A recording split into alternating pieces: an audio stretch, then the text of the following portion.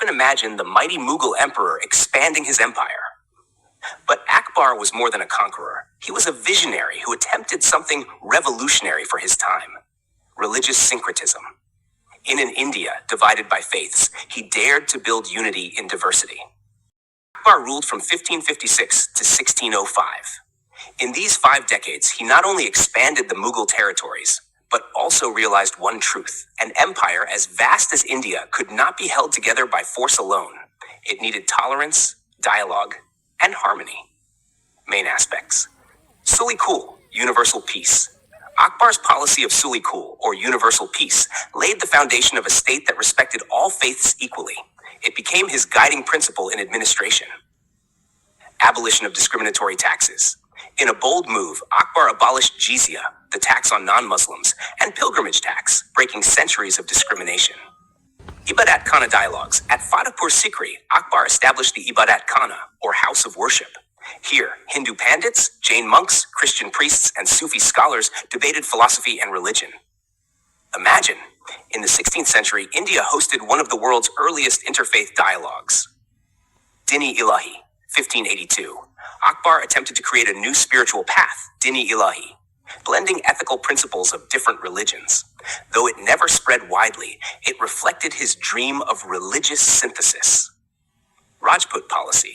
Through matrimonial alliances and inclusion of Rajputs in high offices, Akbar built loyalty and trust among Hindu elites. Administrative reforms. In governance, Akbar emphasized merit over religion. His Mansabdari system and Todar Mal's revenue reforms were inclusive and efficient. Akbar's religious syncretism was pragmatic yet visionary. While Din-e-Ilahi failed socially, his broader policy of tolerance ensured half a century of stability in one of the world's most diverse empires. Akbar proved that tolerance is strength, not weakness. His Sulh-e-Kul continues to inspire us today, a timeless reminder that governance succeeds only when it embraces diversity. In 19th century colonial India, where caste oppression and patriarchy ruled, one man chose to stand against injustice: Mahatma Jyotiba Phule.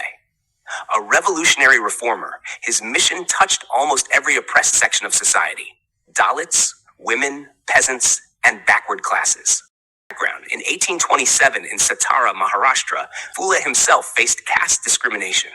This personal struggle shaped his lifelong battle against social inequality. Main contributions: education for the oppressed. In 1848, along with his wife Savitribai, Phule opened the first girls' school in Pune, a move that shocked Orthodox society. He believed education was the ultimate tool for emancipation. Fight against caste system. His famous book Gulamgiri, 1873, exposed the deep exploitation of lower castes and compared it to slavery. He directly attacked Brahmanical dominance. Satyashodhak Samaj, 1873. Phule founded the Satyashodhak Samaj, or Truth Seekers Society, to promote equality, rationalism, and social justice. It became a platform for the oppressed to voice their grievances. Women empowerment.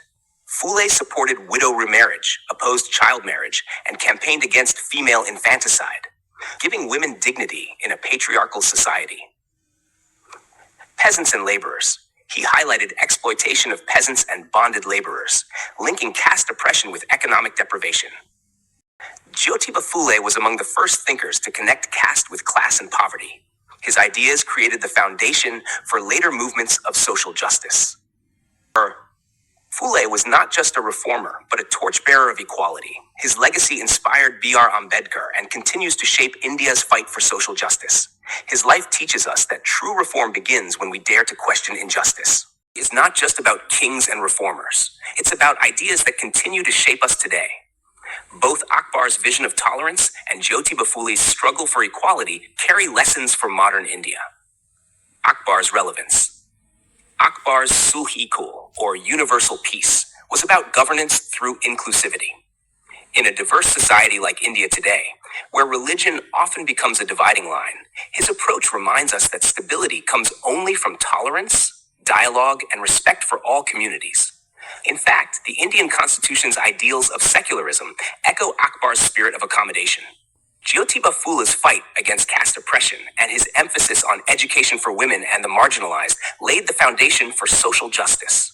Today, when debates on gender equality, reservation, and inclusive growth continue, his vision still guides policymaking. Don't wait. Subscribe now and take your next big step toward UPSC success.